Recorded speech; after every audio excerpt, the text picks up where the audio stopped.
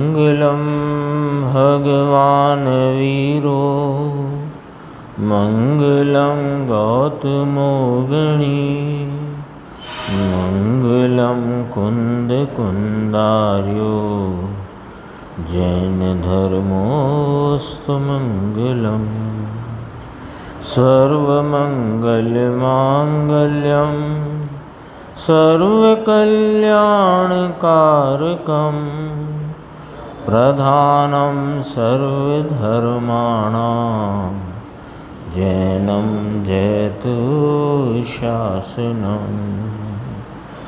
मैं नमो तीर्थनायक को, नमो ओंकार वाणी को, नमो उन कुंद प्रभु को जिन्होंने ओंकार धारण की।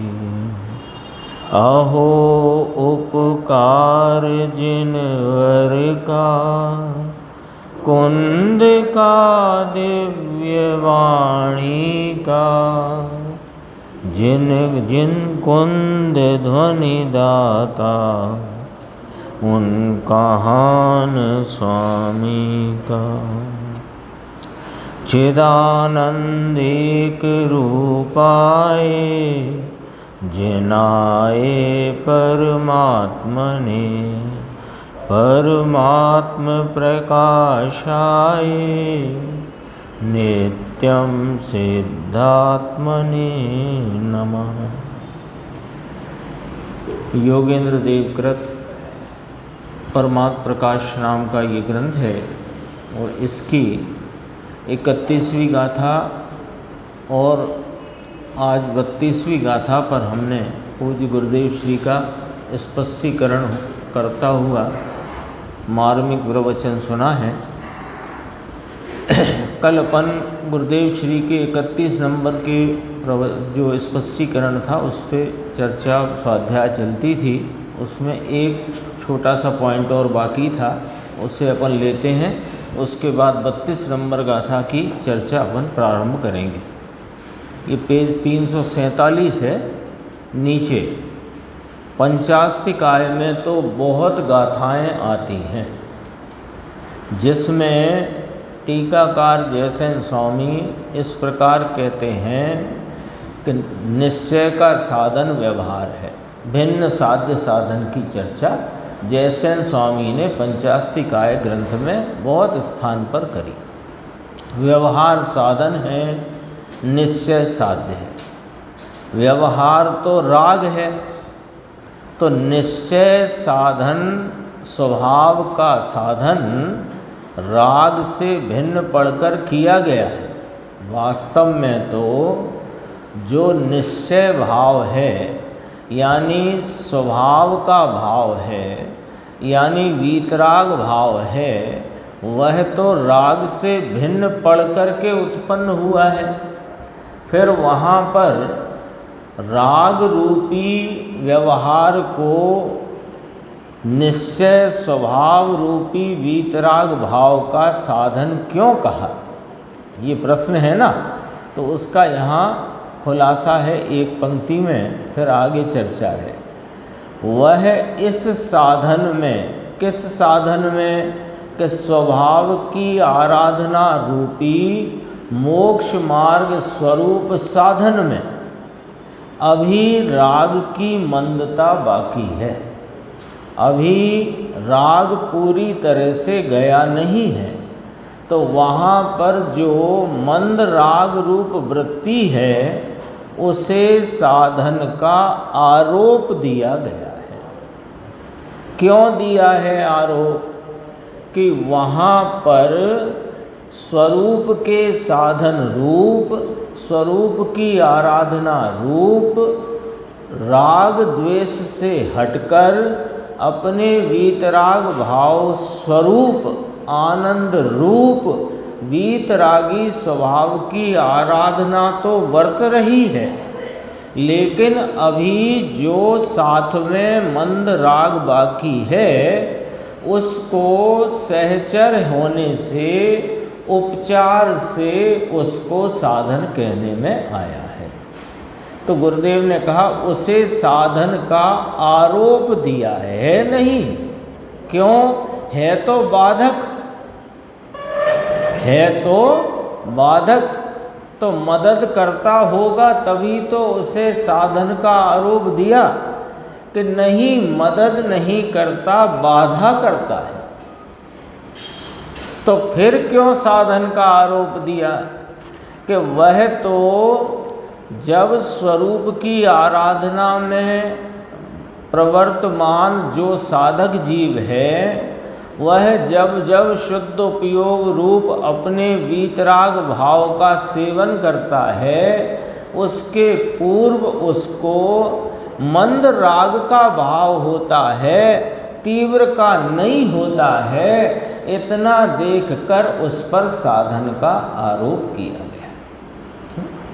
देखो, समय सार नाटक में आता है, जो जो साधक है वह वहाँ बाधक है। यानी जिस जिसको व्यवहार से, उपचार से व्यवहार को साधक कहा, तो जहाँ जहाँ साधक भाव है अथवा जो जो साधक भाव है व्यवहार वाला, व्यवहार साधक, तो जो जो उपचार से कथित व्यवहार रूपी मंद राग की वृत्ति स्वरूप जो जो साधक है वह वहाँ बाधक है। देखो स्पष्टीकरण, राग देश की तो क्या बात करें, यहाँ तो साधक, जहाँ जो जो साधक है, ऐसा जरा और गहराई से पंडित बनारसी दास जी फरमाते हैं कि जो जो साधक है, शब्द पर थोड़ा ध्यान देना, जो जो साधक है वह वहाँ बाधक है। वहाँ माने स्वरूप की आराधना में, स्वरूप के सेवन में वह बाधक है। कैसे कि देखो, राग द्वेष की तो बात क्या करें, देश व्रत, महाव्रत, दया, दान, पूजा के भावों की तो क्या बात करें। कहते हैं, ऐसा आता है समय सार नाटक में कि नए निक्षेप और प्रमाण से जीव को साधना। अरे यह सब विकल्प है, और इसको जहाँ साधक कहा वही बाधक है। राग द्वेष जो दया, दान, व्रत, पूजा, भक्ति का भाव, यानी जो पर निमित्तों में अथवा परलक्षी उपयोग की दशा में उत्पन्न होता, जो राग द्वेष का भाव है, उसकी तो क्या बात करें, वो तो स्पष्टपने बाधक है। स्पष्टपने बाधक कैसे, वो अपन कई बार चर्चा में ले चुके हैं कि छठवें गुण स्थान में, मुनिराज का उदाहरण से जल्दी समझ आती है बात। मुनिराज को छठवें गुण स्थान में जो महाव्रत आदि के विकल्प हैं, वे किसी भी साधक की भूमिका में उत्कृष्ट शुभ भाव जानना। किसी भी साधक को, कोई साधक लो, जगन, मध्यम, उत्कृष्ट, 3 प्रकार साधक आते हैं ना, चौथे गुण स्थानवर्ती, 5वें गुण स्थानवर्ती और 6वें 7वें गुण स्थान में वर्तने वाले मुनिराज। तो मुनिराज को जो 6वें गुण स्थान में शुभ राग भाव है, वह महाव्रत आदि का भाव, 13 प्रकार का चारित्र जिसे कहा, 5 महाव्रत, 5 समिति, 3 भुक्ति, ये जो भाव है वो राग की कोटि में गिना जाए, मंद राग की कोटि में गिना जाए, तो सबसे उत्कृष्ट रूपी मंद राग है ना। वो भी जब तक है तब तक उन मुनिराज को अपने शुद्धात्मा के सेवन रूपी शुद्ध उपयोग में बाधक है, और जब वे उस भाव से हटते हैं तो ही वे अपने स्वरूप की साधना रूप सेवन रूप भाव को प्राप्त होते हैं। तो ये तो स्पष्ट रूप बाधक है। अब तो कहते हैं कि नए निक्षेप और प्रमाण से जीव को साधना, ये उपदेश है जिनवाणी में। पर लक्षी रागादि से साधने की बात तो कही नहीं, लेकिन नए निक्षेप प्रमाण से जीव को साधना, यानी प्रमाण रूपता से जीव का और अन्य जीव और अजीव का क्या स्वरूप वह जानना, उसमें अपने को शुद्धात्म स्वरूप निक्षेपित करके और शुद्ध नए स्वरूप जो अपना चैतन्य परमात्म दृष्टि का विषयभूत आत्मा है उसको लक्ष्य में लेना, ये सब कहा जाता है नए निक्षेप प्रमाण, इससे साधना। लेकिन जब तक उपयोग में नए निक्षेप प्रमाण रूपी भाव है वह विकल्प की भूमिका है, और विकल्प की भूमिका होने से वह साधक नहीं अपितु बाधक है। साधक कैसे कहें उसे? क्यों कि जब तक प्रमाण में रहा उसमें यह मैं शुद्धात्मा हूँ, पर्याय में अशुद्धता होने पर भी शक्ति स्वरूपता से अपने त्रैकालिक स्वभाव की अपेक्षा में शुद्धात्मा हूँ और उसका मुझे लक्ष्य करना है और पर्याय को गौण करना है, ये विकल्प रूप वृत्ति बाधक है कि साधक है? ये पंडित बनारसी दास जी ने कहा। नए निक्षेप प्रमाण से जीव को साधना, यह सब विकल्प है, वह साधक जहाँ कहा वहीं बाधक है। व्यवहार साधक कहा गया है जिनवाणी में, तो निश्चय साधक के साथ सहचर देखकर उपचार से है नहीं फिर भी साधक कहा है, ऐसी बात है। आनंद के नाद का जिसे अनुभव करना हो, ऐसा कहते हैं जिसे आनंद का भोग करना हो, उसके लिए ये बात चल रही है। मुकेश जी, किसको बात चल रही है? जिसे इसे आनंद के नाद का अनुभव करना हो, जिसे अपनी परिणति में अतीन्द्रिय आनंद का भोग करना हो, उसके लिए बात चलती है। जिसको आगे की गति में स्वर्ग आदि की सेटिंग करना हो, नरक आदि से बचने की जिसको भयपना हो, तो सेटिंग अपनी मिला रहा हो अगले भव की, उसके लिए यहाँ कोई उपदेश नहीं है। उसके लिए उपदेश की स्थान बहुतेरे हैं। क्यों कि जिनेंद्र देव की जो वाणी भवतापहारी है, उस वाणी में से भव का ताप कैसे दूर हो, ये बात उन्होंने कही और यही निकालना है अपने को। और इसके अतिरिक्त दूसरी निकालो तो अपना दोष है, वाणी का नहीं।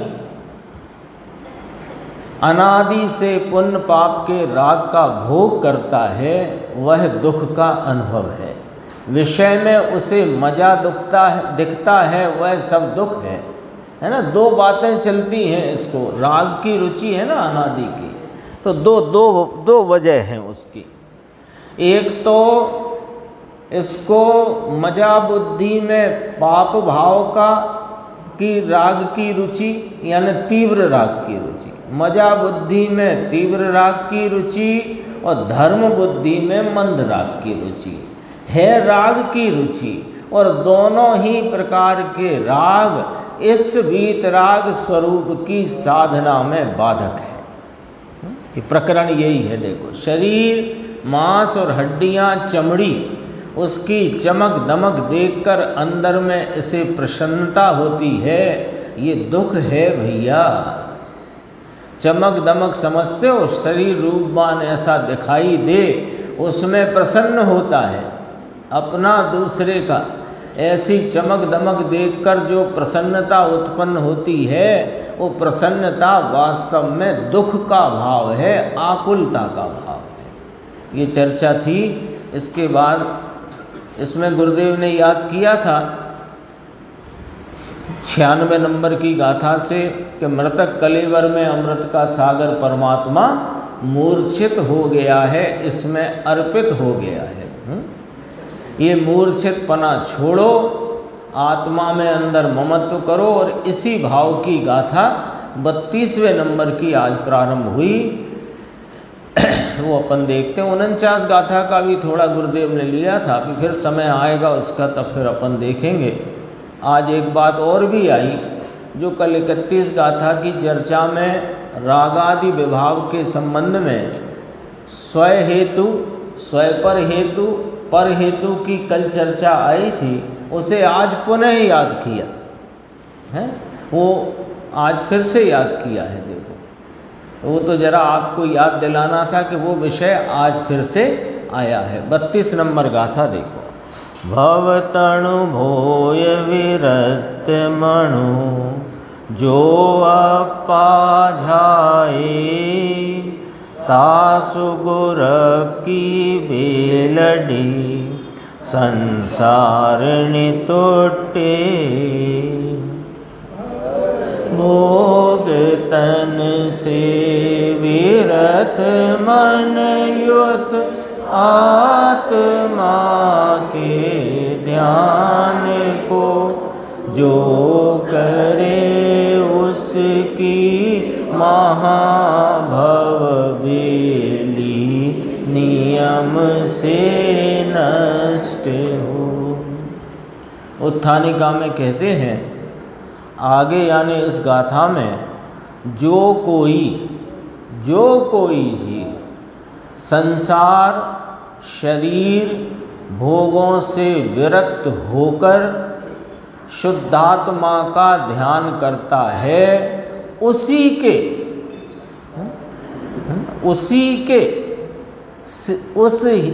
है ना, उसी शब्द आया, उस ही के, तो एकांत कर दिया है ना, एकांत स्थापित कर दिया। ही कारा आया ना, उस ही के, यानी और कोई के नहीं, उस ही के संसार रूपी बेल नाश को प्राप्त हो जाती है।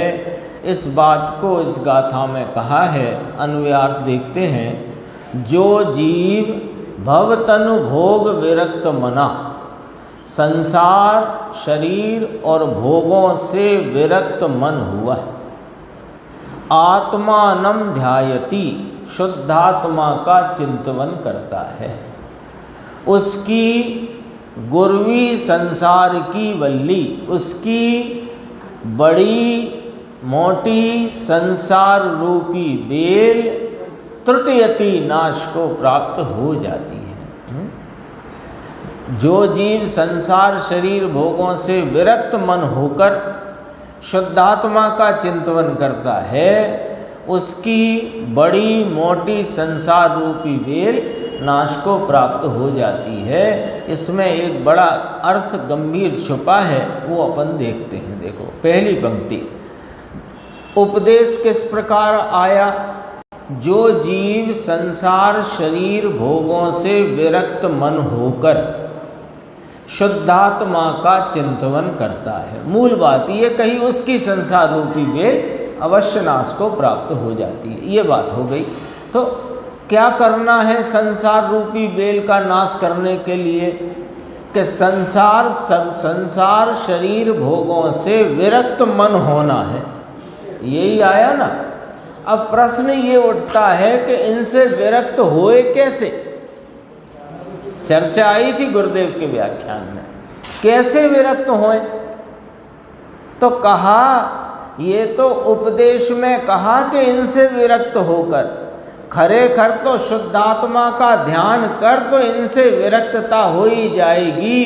इनमें अनादि से तुम रक्त हो तो उनसे विरक्ति का कथन उपदेश में लिया, लेकिन स्वरूप में रक्त हो जाओ तो उससे विरक्त हो जाओगे। ठीक है ना। कोई व्यक्ति पश्चिम की ओर जा रहा है और उसका गंतव्य पूर्व की ओर है, तो पश्चिम में जाते हुए व्यक्ति को जो मार्गदर्शक है वो ये कहेगा, इधर जाना छोड़ो, उधर को जाओ। ठीक है। अब वो ये पूछे कि साहिब इधर जाना मैं कैसे छोड़ूं? मार्गदर्शक ने कहा, जाना था, मान लो अपन पूरब पश्चिम की जगह मान लो अपन ऐसा कि जाना था भोपाल और वह ग्वालियर की तरफ चल रहा है, समझ लो। तो मार्गदर्शक ने कहा तुम ग्वालियर की तरफ जाना छोड़ो, तुम इसी में चलते जा रहे हो, इधर जाना छोड़ो और भोपाल की तरफ जाओ। तो अब वो यूँ पूछे कि हमें भैया इतना और बता दो कि ये हम ग्वालियर की तरफ जाना छोड़ें कैसे?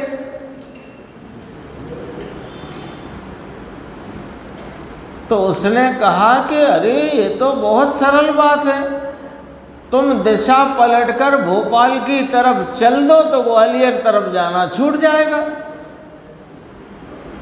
ये अब उपदेश आता है जिनवाणी में कि तुम अनादि से शरीर, संसार और भोगों में रक्त रहते हुए, रागादि का सेवन करते हुए, कभी मंद राग को मोक्ष मार्ग मानते हुए, कभी तीव्र राग में मौज मस्ती की बुद्धि से तुम उसी तरफ दौड़ रहे हो, तो वहाँ से विरक्त हो जाओ और शुद्धात्मा की तरफ रक्त हो जाओ, उसका ध्यान करो।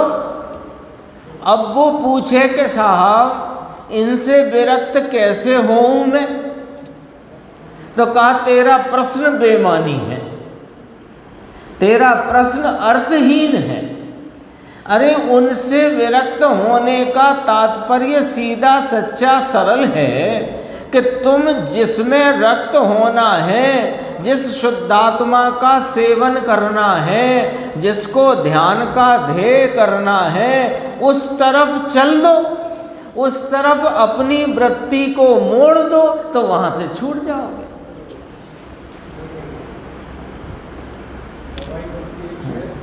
ये देखो, ये गाथा पढ़ेंगे अपन तो लगेगा कि देखो जिनेंद्र परमात्मा आचार्य भगवंत कहते हैं ये संसार, ये शरीर, ये भोगादि सब नश्वर हैं, इनको छोड़ो, इनको छोड़ोगे तो ही आत्मा की प्राप्ति होगी। अब ये इस चिंता में घायल पड़ा है कि ये छोड़ें कैसे, छोड़ें कैसे, क्योंकि अभी वो जो विपरीत दिशा में जाता हुआ व्यक्ति मुड़ता तो है नहीं, और वहीं उसी तरफ मुख रख करके चलना कभी तेज करता है, कभी मद्दा करता है, और बार बार यही सोचता है कि इस रास्ते को तो छोड़ना है, इस रास्ते को तो छोड़ना है। तो जो सच्चा मार्गदर्शक है वो तो ये कहता है कि छोड़ना है का अर्थ है कि सही रास्ते पर चलो, छूट जाएगा। उपदेश की शैली में अंतर्गर्भित मूल भाव को पकड़ना चाहिए।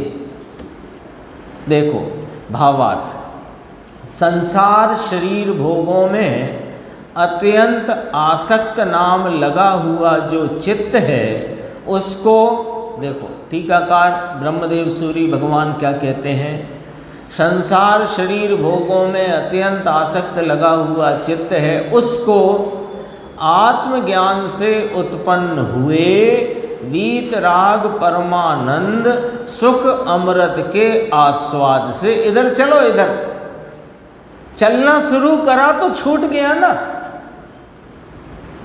तो देखो, आत्मज्ञान से उत्पन्न हुए वीतराग परमानंद सुख अमृत के आस्वाद से राग देश से हटाकर, तो हटाकर क्यों कह रहे हो? हम हटाने के चक्कर में हट नहीं पा रहे हैं, आप समझ ही नहीं रहे हमारी समस्या। आप कहते हो मन को राग देश से हटाकर, मन को राग देश से हटाकर, हम राग देश से हटाने की बहुत चेष्टा करते हैं, हटता नहीं। अरे तुम राग देश में खड़े हो तो कहते हैं हटाओ, बाकी तो हमने पहली पंक्ति में ही कह दिया, वीतराग परमानंद सुखामृत के आस्वाद से उसका आस्वादन करो, राग देश से हट जाओगे। अपने शुद्धात्म सुख में अनुरागी से अनुरागी होकर शरीर आदि में वैराग्य रूप हुआ। देखो क्या लिख दिया इसमें यशवंत भाई, टीकाकार आचार्य ब्रह्मदेव सूरी क्या लिख देते हैं, एक पंक्ति में पूरा चाबी दे दी मास्टर की, राग से हटो, राग से हटो, कैसे हटेंगे लो हम बताते हैं। देखो क्या लिखा, क्या ऋषभ, देखो शुद्धात्म सुख में अनुरागी होकर शरीर आदिक में वैराग्य रूप हो गया। शरीर से वैराग्य कैसे हो, ये निमित्तों से वैराग्य कैसे होए, कैसे हो, ये शरीर आया ना, संसार शरीर भोग, संसार यहाँ शब्द है वो अनेक प्रकार के संयोग, संसार शब्द यहाँ पर वास्तव में निमित्त रूप से प्रयोग किया गया है।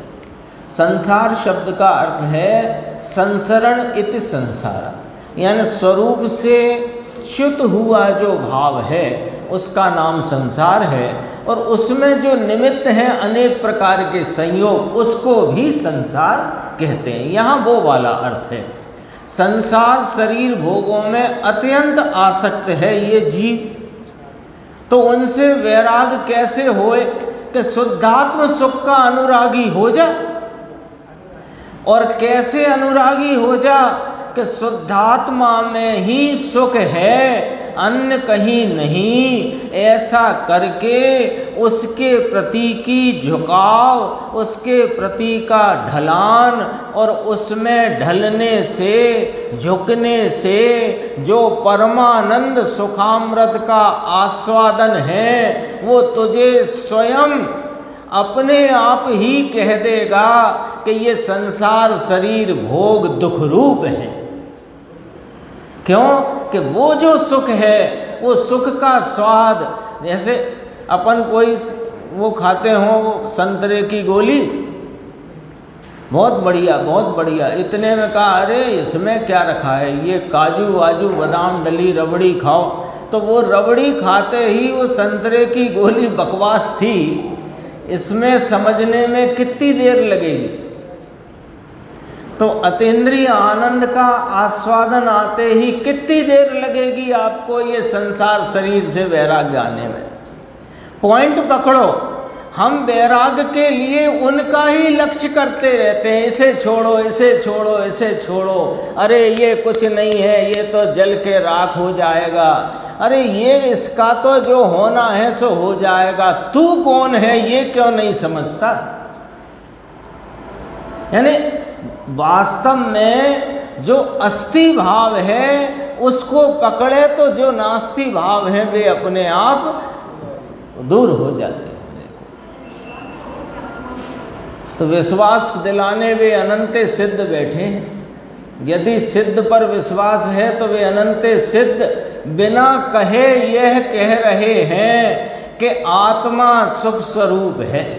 पूर्व की गाथा में आचार्य योगेंद्र देव कह चुके हैं कि जैसे सिद्ध सिद्धालय में विराजते हैं, समान लक्षणों वाला यह शुद्धात्मा यहाँ इस देहालय में विराजमान है। फिर कहा ये देहालय में विराजमान है, ये तो उपचार कथन है, वास्तव में तो ये अपने स्वभाव में तिष्ठता है। देखो, शरीर आदिक में वैराग रूप हुआ जो शुद्धात्मा को विचारता है उसका संसार छूट जाता है। इसलिए जिस परमात्मा के ध्यान से संसार रूपी बेल दूर हो जाती है वही लो। ये ही का बड़ा प्रयोग जो आता है जिनवाणी में, वो बड़ा रुक कर के विचार करने, हमेशा वही, यानी अन्य कोई नहीं, वही परमात्मा ध्यान करने योग्य उपादेय है। गुरुदेव का जो थोड़ा अपन देखते हैं इसमें पेज नंबर 353, संसार शरीर भोगों में अत्यंत आसक्त लगा हुआ चित्त है। देखो रक्त है ना, अनादि से इन निमित्तों में रक्त है, उसे विरक्त होना ऐसा कहते हैं। क्या कहा? उदय भाव शरीर और भोग अत्यंत आसक्त लगा हुआ चित्त है, अनादि से चित्त वहाँ लगा है, उसको आत्मज्ञान से उत्पन्न हुए। अभी अपन पढ़ रहे थे, उसी का यहाँ स्पष्टीकरण आता है। उस चित्त को, उसको आत्मज्ञान से उत्पन्न हुए वीतराग परमानंद सुख अमृत के आस्वाद से। गजब भाई, एक पंक्ति में गजब कर दिया। उदय भाव शरीर और भोग, उसमें जो चित्त रक्त है उसे क्या करें कि परमानंद के नाथ का आश्रय लेकर, वह और कैसे छोड़ोगे? संसार शरीर भोगों से वैराग्य का उपाय बताओ, बताओ उपाय वैराग्य का। ये वो पॉइंट है जहां हम भूल रहे हैं। हम जिनवाणी में उपदेश सुनते हैं, शरीर से वैराग्य होना चाहिए, संयोगों से वैराग्य होना चाहिए, स्त्री पुत्रादि धन दौलत से वैराग्य होना चाहिए। कैसे होए? कैसे हो?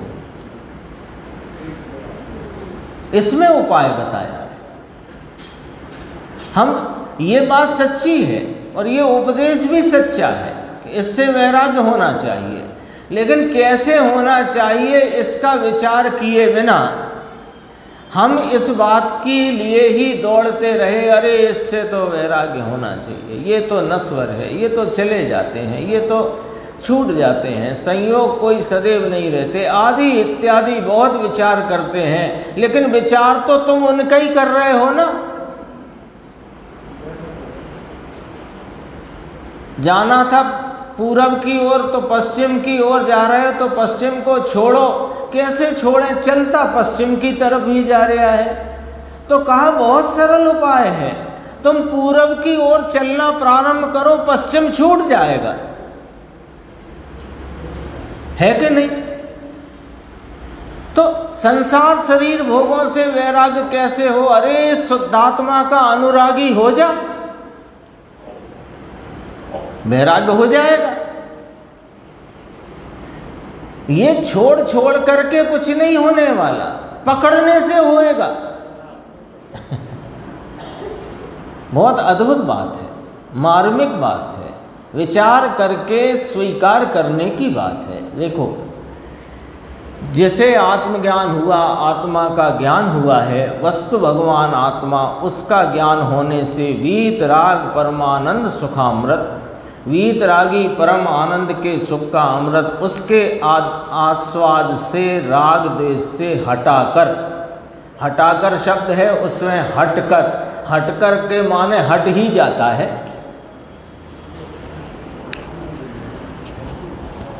ऐसी बातें सब, वह तो ऐसा सीधा सट्ट था। आपने ये नई नई बातें सुना दी हमको। पहले सीधा सरल था, सुबह मंदिर जाओ, प्रक्षाल पूजन करो, सामायिक करो दो बार सुबह शाम, और अष्टमी चतुर्दशी 6 पर्व जो भी हैं उनमें अपने थोड़ा बहुत व्रत आदि का अभ्यास करो। सीधा सट था। सामायिक करना, प्रोसत करना, प्रतिक्रमण करना। प्रोसत समझते ना? प्रोसत प्रोसतो उपवास, एक दिन पहले एकासन, फिर एक दिन का उपवास, फिर अगले दिन पारना, उस दिन भी एकासन। देखो, ये सब बातें व्यवहार की हैं। निमित्त में ऐसा होता है, जिनको आत्म स्वभाव की आराधना में चित्त लगता है, उसकी उग्रता होती है, दो कषाय चौकड़ी की अभाव रूप अवस्था होती है, शीघ्र शीघ्र शुद्ध उपयोग की भूमिका होती है, उनको इस प्रकार का होता है। सामायिक किसे कहना बापू? सामायिक किसे कहते हैं? बोलो ऋषभ भाई, पता है तुम्हें? नहीं पता। अंकुर भाई आप बताओ, मुकेश भाई को पता है। सामायिक किसे कहना? पंच परमेष्टि का ध्यान करते रहना, नाम स्मरण करना। अरे बापू, आत्मा वस्तु है, उसका ज्ञान होकर उस स्वरूप में स्थिर हो, उसे सामायिक कहा है। अभी आत्मा कौन कहाँ है? गुरुदेव कहते हैं सामायिक के नाम पर घड़िया बोले। घड़िया बोले माने ओम नमः शिवाय, ओम नमः शिवाय। घड़िया है पहाड़ा, वो भी उसमें भी लगा है, कितनी रह गई अभी। क्यों? उसका कारण है, वो सहज है। उसका कारण है कि एक सर का राग बहुत देर नहीं चलता। तुम जबरन चलाना चाहते हो, मंद राग तो नहीं रह सकता, वो तीव्रता को प्राप्त होता है स्वतः। और तुम तीव्र चलाना चाहो तो वो तीव्र नहीं रहता, वो भी मंद हो जाता है अपने आप।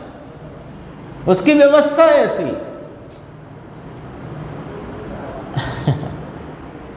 अभी आत्मा कौन कहाँ है उसकी खबर नहीं होती, और सामायिक कहाँ से आई, एक चर्चा थोड़ी सी लेते हैं अपन।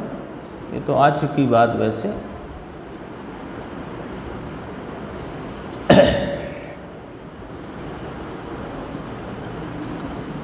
ये गुरुदेव के शब्दों में मैं पढ़ना चाहता हूँ कि राग द्वेष कैसे टले, ये चर्चा। हाँ, ये आ गया देखो। अपन यद्यपि चर्चा कर चुके हैं, लेकिन उसकी बात यहाँ गुरुदेव से अपन पढ़ते हैं। देखो, राग द्वेष कैसे टले, प्रश्नवाचक। पेज नंबर मिल गया आपको? 355 जहाँ अपन पढ़ रहे उसके बाद राग द्वेष कैसे टले। तब कोई कहे कि भाई इसका उपाय है नहीं कोई शास्त्र में। देखना जरा क्या बात कही, राग द्वेष के टालने का कोई उपाय लिखा ही नहीं शास्त्र में। एक व्यक्ति ने ऐसा कहा, ऐसी बात आई थी यहाँ का, कहा वह आया था, नहीं याद किया उसको, इस ओर से आया था, इस ओर से। गुरुदेव को ऐसा याद रहता है, बैठे हैं ना परमागम मंदिर में है या उस स्वाध्याय मंदिर में, तो इस ओर से आया था, इस ओर से आया था, ऐसा ख्याल में आया। तो उसने पूछा कैसे राग द्वेष टले, ये शास्त्र में अधिकार नहीं है।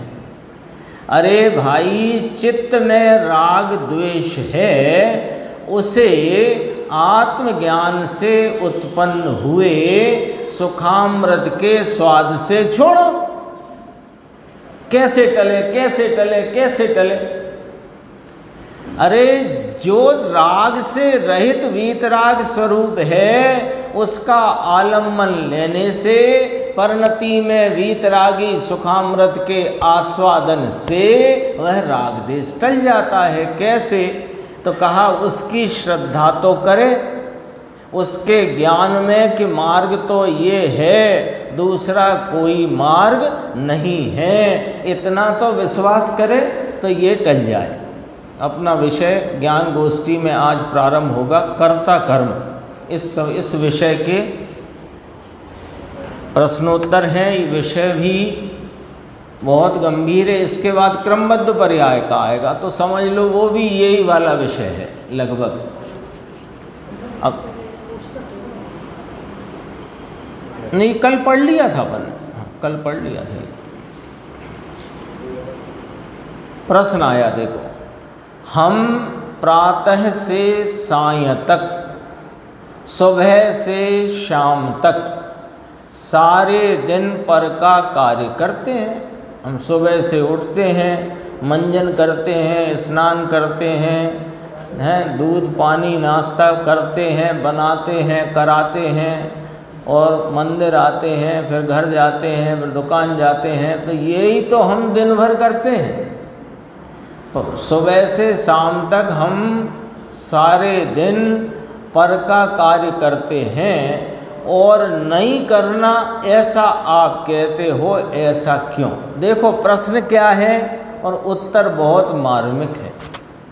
आप कहते हो कि पर का कार्य नहीं करना, और हम दिन भर पर का कार्य करते हैं और सब करते हैं, तो आप ऐसा कहते ही क्यों हो कि मत करो?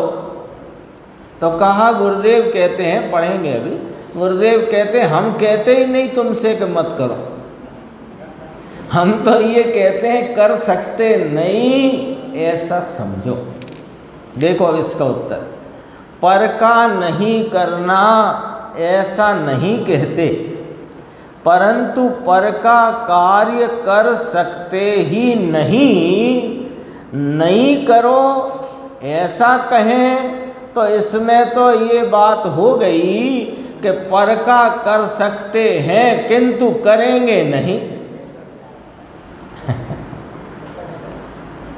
इसमें तो ये बात हो गई, कर तो सकते हैं पर करेंगे नहीं, है ना। किसी का कुछ थैले में सब्जी लाता था, थैला फट गया तो उसकी सब्जी बिखर गई, तो हम कहते हैं हम इसकी भर तो सकते हैं झोले में पर भरेंगे नहीं। ऐसे नहीं, ऐसे नहीं, कर सकते नहीं, मूल बात ये। तो इसमें तो विपरीत अर्थ ही निकला कि कर सकते हैं करेंगे नहीं, परंतु यहाँ तो आत्मा शरीर आदि पर द्रव्य का कार्य किंचित मात्र भी कर सकता ही नहीं, पर के करने की आत्मा में शक्ति ही नहीं है, निशक्त है, पंगु है, पंगु है ये आत्मा पर का करने के लिए। कलश टीका में ऐसा एक प्रश्न आया कि जब आत्मा में इतनी शक्तियां हैं, अनंत शक्तियों का संग्रहालय है, तो एक शक्ति ये भी फिट कर देते कि पर का कर सके, तो कहा फिट करी किसने है? वो तो जो वस्तु का स्वरूप है तो ऐसा ही है, कैसा उसकी चर्चा नीचे आएगी, अभी देखो। ऐसा कहने का आशय है, मैं सारे दिन पर का कार्य करता हूँ ऐसा मानना ही मिथ्यात्व का बड़ा पाप है। मेरी आदत हो गई है, ही जब आता है तो वहाँ जोर आता है, आना चाहिए समझने में भी। ऐसा मानना ही मिथ्यात्व का बड़ा पाप है, क्योंकि कर सकता नहीं, लेकिन मैं दिन भर कार्य करता हूँ, सुबह से ये करता हूँ। अपने कैलाश चंद जी कहते थे, मैं उठता हूँ, नहाता हूँ, धोता हूँ, नाश्ता करता हूँ, मंदिर जाता हूँ आदि इत्यादि। ये इसको मैं करता हूँ का महामिथ्यात्व छाया हुआ है। थे ना पंडित कैलाश चंद जी बुलंदशहर वाले, हैं डंडा वाले पंडित जी। अब ये इसमें जरा पढ़ने में ध्यान देना, लौटती है ये दो मात्रा लगी है, दो नहीं है, एक मात्रा है, गलती हुई है छपने में, तो एक मात्रा पढ़ना यहाँ पर। एक वस्तु अन्य वस्तु के बाहर ही लौटती है, और अन्य वस्तु से बाहर लौटती वस्तु अन्य का क्या करे। हाँ, ये न्याय रखा। प्रत्येक जगत में शरीर और आत्मा भिन्न भिन्न वस्तु के एक वस्तु, भिन्न भिन्न वस्तु, और जितने भी घर में स्त्री पुत्रादिक, सोफा, फर्नीचर, झाड़ू, पोंछा, सब अन्य वस्तु। तो अन्य वस्तु के बाहर लौटती है। पतीले में रखा हुआ दूध वो पतीले से बाहर लौटता है। क्यों? कि दूध पतीले में है कि दूध दूध में है। तो एक वस्तु अन्य वस्तु के बाहर ही लौटती है। अन्य वस्तु से बाहर जो वस्तु लौट रही है माने परिणम रही है। तो अन्य वस्तु से बाहर परिणमती वस्तु अन्य का क्या करे। पानी से बाहर लौटती अग्नि पानी को स्पर्श किए बिना गर्म किस प्रकार कर सकती है, बोलो। पानी से देखो, अग्नि से पानी गर्म नहीं होता, ये बात पक्की कर लो।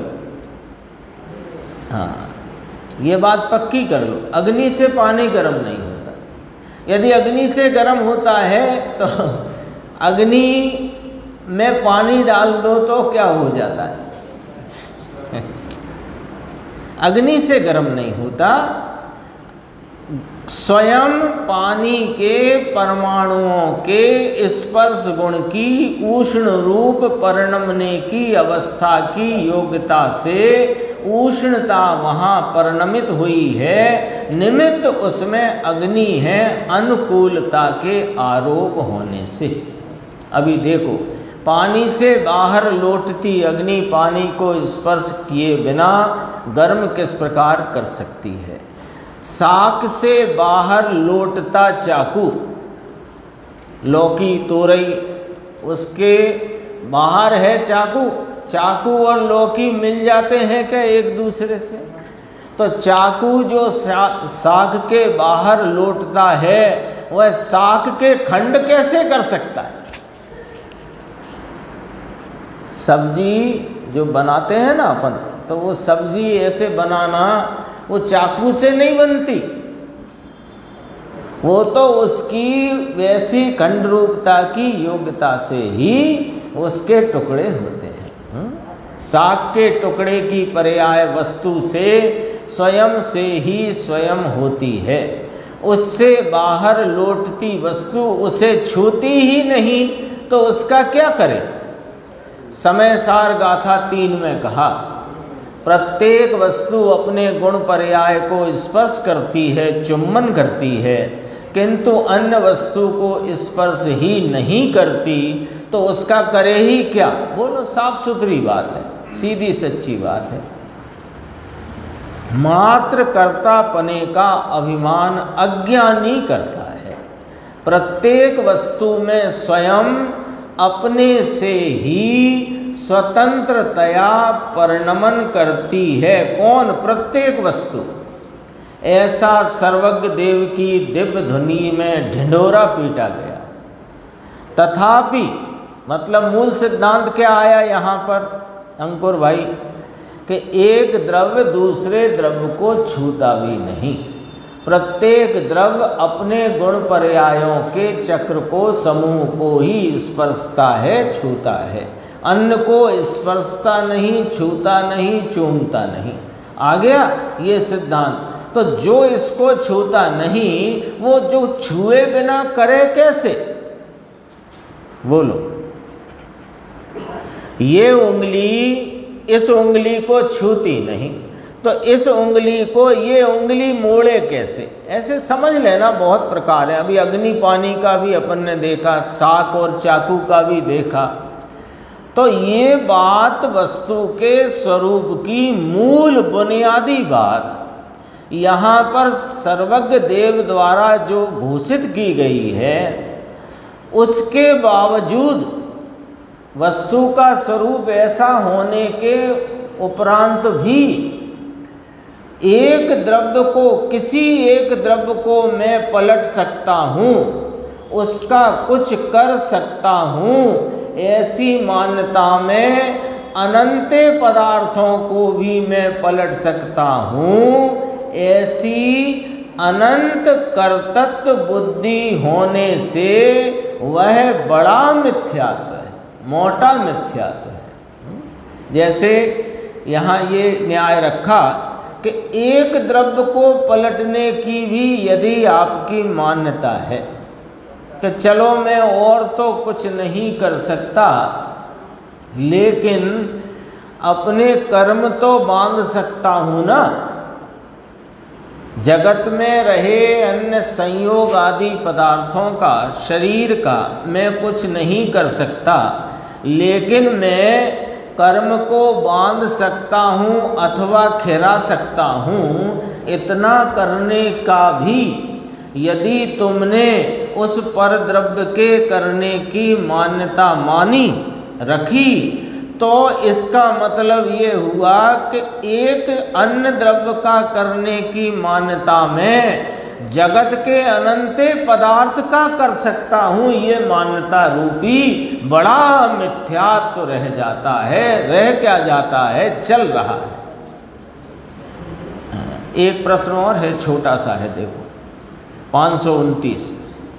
यदि एक दूसरे की सेवा आदि परमार्थ का काम करें तो कुछ किया कहा जाए, मात्र अपना अपना ही करते हैं और दूसरे का कुछ भी ना करें तो इसमें क्या जे कोई अच्छी लगती है क्या बात? अपनी अपनी बात करना, मैं ही चिदानंद सुखामृत, मैं ही ज्ञानानंद, मैं ही विज्ञान घन स्वरूप हूँ, मैं मेरे सुख का कारण हूँ, मुझे मेरा अवलंबन लेना चाहिए, इतनी बातें करते हो, थोड़ी परमार्थ की भी तो बात किया करो। पशु पक्षियों के संबंध में, अन्य साधर्मी जीवों के संबंध में, गरीबों के खाना पानी घर आदि के संबंध में उनकी कुछ मदद करने की बात ये भी तो किया करो। हमेशा बस एक मैं विज्ञान घन आनंद स्वरूप सुखामृत सुख का कारण सुख स्वरूप हूँ आदि इत्यादि अपनी अपनी करते हो। अपना पेट तो श्वान भी भर लेता है। ये देखो प्रश्नकार ने तर्क रख दिया। अपना पेट तो श्वान समझते हो? श्वान नहीं समझते, डॉगी तो अपना पेट तो श्वान भी भर लेता है, इसमें क्या खास बात है? अरे कुछ जगत में इतने ये मूक प्राणी हैं, इनकी कुछ मदद करो, इनके पेट भरने का, इनकी प्यास का इंतजाम करो, इनकी निरोगता की व्यवस्था करो।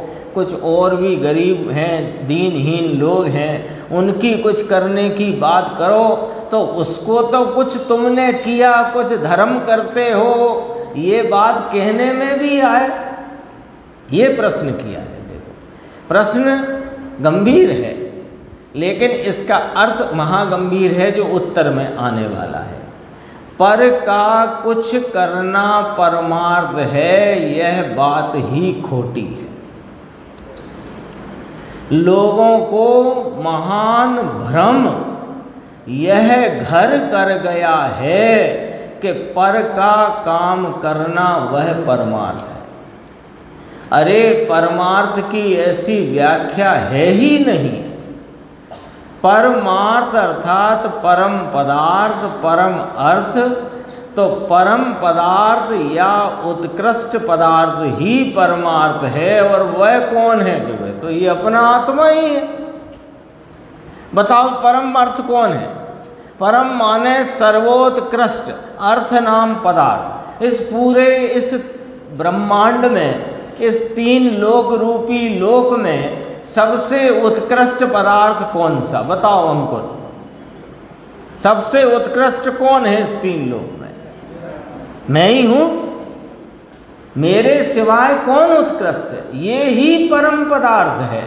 तो ये परम पदार्थ वह अपना आत्मा ही है, अतः वही सच्चा परमार्थ है, अथवा परम पदार्थ अर्थात मोक्ष।